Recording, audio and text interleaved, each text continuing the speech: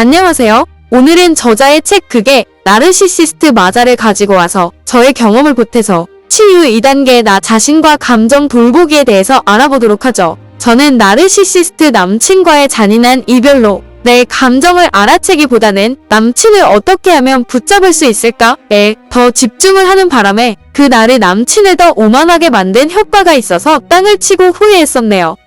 제가 그때 당시 이런 유용한 정보를 손에 넣었다면 그딴 바보 같은 짓은 안 했을 것 같네요. 그렇다면 당신의 아픈 마음 치유해줄 7가지 상처 치유법 바로 확인해 보실까요? 1. 자기 감정을 알아채는 연습이 필요합니다. 신체적으로나 감정적으로 내가 지금 어떻게 느끼고 있는지를 아는 것이 제일 중요합니다. 나르시시스트는 피해자가 진짜 자기가 느끼는 걸 모르게 하여 종국엔 자아의식까지 흐트려 놓으려는 목표를 가지고 있으니까요. 저는 나를 남친과 이별 후 메모를 했었기는 했었는데 내 감정을 알아채기보다는 미련하게도 내 단점 위주로 잔뜩 적어놓고는 내가 바꿔야 할 점은 무엇인지 그것에만 온통 집중했었다는 거예요. 날 사랑하지 못했던 거고 자존감만 와르르 무너졌다는 거죠. 이 트라우마가 현재까지 작용을 하더라고요. 뭔가 잘 안 풀리거나 사람들과 갈등이 생기면 내 단점에만 집중하게 되더라고요. 나르를 만나면 항상 불쾌했고 그들의 평가절하로 인해서 나 자신을 낮춰보게 되는 경우가 종종 있더라입니다. 그리고 나르들과 가까이 하면 메타인지도 낮아지면서 진짜 바보가 된 느낌이 있었다는 것이죠. 요즘 소페나 나르가 점점 많이 늘어나는 추세이다 보니 그들을 만나게 되면 안개가 낀 것처럼 머릿속이 온통 혼란을 느낀다는 겁니다. 내가 잘못된 건가? 아니면 그 사람들이 잘못된 건가? 이렇다는 거죠. 그래서 요즘엔 제가 도서나 유튜브 영상을 보면서 자존감을 많이 높이려고 애를 쓰고 있다는 거죠. 저자는 잠시 시간을 내어 기분이 어떤지 간단히 확인하는 것만으로도 큰 도움이 된다고 하네요. 나르시시스트와 만났을 때 느꼈던 감정들을 자유롭게 적어보라고 저자는 말합니다.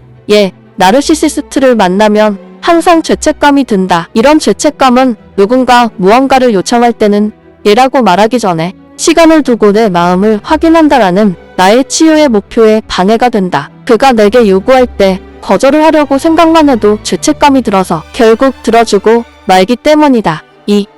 잘 먹고 잘 쉬는 것도 자기 관리입니다. 자신을 사랑하는 건 아주 기본적인 관리에서부터 시작됩니다. 요즘 사람들은 일이 바쁘고 많은 불안과 스트레스에 둘러싸여 살아갑니다. 그래서 스스로를 돌보는 기본 요소들을 쉽게 무시하곤 하죠. 하지만 이 기본 요소들을 지켜야 나를 향한 사랑이 싹을 틔웁니다. 자기 관리가 꼭 멋진 몸매를 만들고 비싼 스파를 즐기는 것만을 의미하지는 않습니다. 자기 관리의 본질은 몸과 마음에 작은 주의를 기울이는 것이에요. 그래서 자신의 환경을 돌보는 일뿐 아니라 나를 잘 알기 위해 노력하는 건 역시 자기 관리입니다. 혹시 사람들과 함께 있으면 에너지가 빨리 고갈되나요? 아니면 퇴근한 뒤에 반드시 혼자만의 시간이 필요할 수도 있고요. 반대로 에너지를 얻기 위해선 다른 사람들의 지지가 있어야만 하는 사람도 있을 겁니다. 내가 어떨 때 에너지를 얻는 타입인지 잘 알아야 몸과 마음이 편하고 다른 자기 관리도 해낼 수 있습니다. 이처럼 자기가 뭘 좋아하고 싫어하는지를 아는 건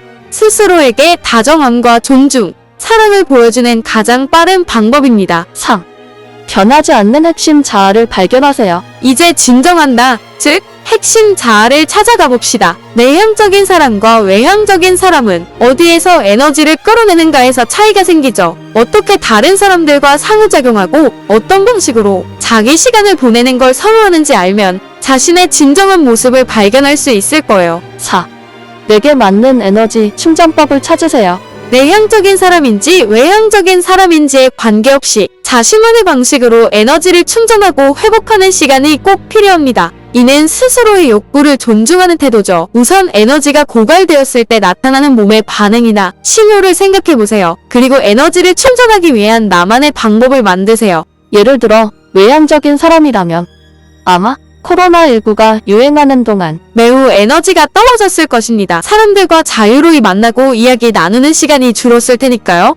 이 경우 우울감을 느끼거나 잠들고 일어나는데 문제가 생길 수 있습니다. 해결책은 온라인에서 친구들을 만나는 것이 될 수 있겠죠. 제 의견으로는 온라인에서 친구들을 만나는 것도 좋지만 사기꾼들이나 나르, 소패들도 걸릴 수 있으니 분별력을 나타낼 필요도 있지 않을까 싶네요. 온라인에서 유익하고 좋은 친구를 만나면 더할 나위 없이 좋은 거죠. 나에게 가장 친절한 사람이 되세요. 나르시시스트와 함께하는 삶은 자기 모욕과 비난, 악의의 참 말들로 가득합니다. 이런 말들을 오랫동안 많이 자주 들으면 그 말들이 나란 사람에 대한 진정한 평가라고 믿게 됩니다. 그래서 자기 연민은 나를 향한 내면의 독설들이 나르시시스트가 나를 통제하기 위해 던진 거짓이라는 것을 깨달으면서 시작되죠. 이제 그 부정적인 말들을 떨쳐버리고 스스로를 가장 사랑하는 사람이 되어봅시다. 저는 그렇습니다. 나르시시스트와 항상 만날 때면 역경이 반드시 찾아오더군요. 나르시시스트와의 싸움은 정말 피 말릴 정도로 지치고 어찌나 진절머리가 나던지요. 내가 나에게 친절하게 대하지 않는다면 저처럼 마음의 균형을 잃고서 무력감에 시달릴 수 있어요. 그러다 커다란 고난을 이겨내게 된다면 한층 성숙해지는 나를 발견하게 되는 것 같아요. 어느 날 나르시시스트가 내 주위에서 사라지면 진정한 마음의 평화가 드디어 찾아오면서 입가에 미소가 저절로 지어지지 않던가요? 6.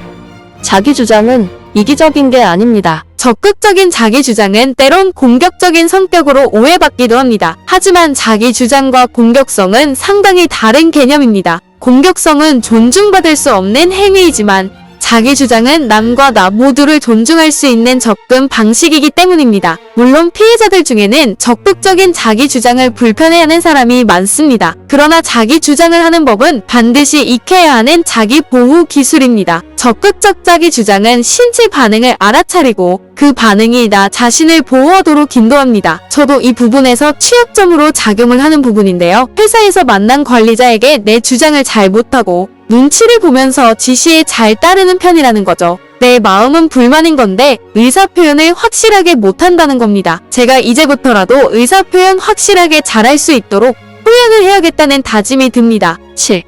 감정이 들썩일 때마다 회피하지 마세요. 자신에 대해 알아가는 과정에서 어떤 감정들을 느꼈나요? 아마 정말 많은 감정이 솟아났을 거예요. 그게 정답이에요. 보통 사람들은 자기가 무엇을 느끼는지 알고 싶어 하지 않고 정서적 학대 피해자는 그 정도가 더 심하거든요. 감정은 자연스러운 것입니다. 우리 삶의 목적과 목적을 위한 단호한 마음가짐을 선사하죠. 감정이 들썩일 때마다 진정으로 느껴야 합니다. 제가 나르에게 혹독한 대가를 치르고 나면 한동안은 힘이 빠져버린 사자가 되어버렸다는 거죠. 우울, 낙담, 나르가 내뱉었던 독한 말들이 머릿속에 가득 떠오르고 울음이 터져 나오기도 했었죠. 결국 시간이 해결해 주더군요. 마음도 안정을 되찾으면서요. 웃음도 자연스럽게 나오더군요. 그러면서 내 안에 행복이 찾아오더라입니다. 오늘은 나르시시스트 학대 치유 방법 2단계에 대해서 알아봤는데요. 댓글에 지난번 영상 학대 치유 방법 1단계를 링크해 놓겠습니다. 다음 시간에는 치유 3단계 나를 지켜줄 경계에는 어떠한 것들이 있는지 확인해 보도록 하겠습니다. 나르시시스트와의 관계에서 잘 해결해 나가시기를 바라며 다음 영상에서는 희망적인 내용으로 찾아뵙도록 하겠습니다. 감사합니다. Thank you.